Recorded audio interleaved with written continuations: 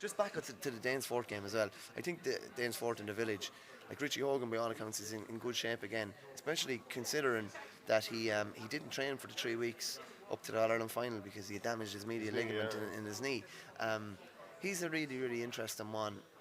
I think it was a smart move from him to come out after the All Ireland final a couple of days after, and no, it wasn't break his silence, but It just put it to bed. yeah, Well, do you know what? It initially didn't put it to bed because it got 1,000 more people talking.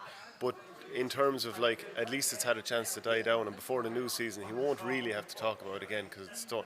Now he will, but it'll just be reheating the same thing. So yeah, it's just like you just want to nearly get yourself out there. Just put it out there, and yeah, as I say, it didn't put it to bed straight away, but at least he got it out there. He's an interesting one in the sense that I know he said he wants to play with Kilkenny next year.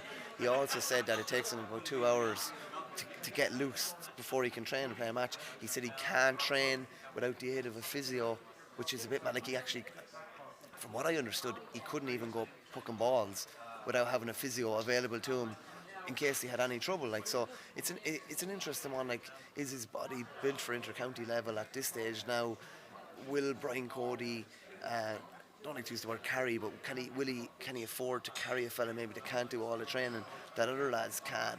Do you know? So it'll be an interesting one, but he won't want to. Geez, he definitely won't want to end his career after him being sent off in an All Ireland final. Like Johnny Cooper had at least a chance to come back 2 weeks later. I know Richie wouldn't have had that even if it was a draw because it's straight red. Yeah, well. Like I only think about that in Benny Dunn in Redemption. He came on the next year and got a point then as well. You know, he definitely won't want former hurler of the year.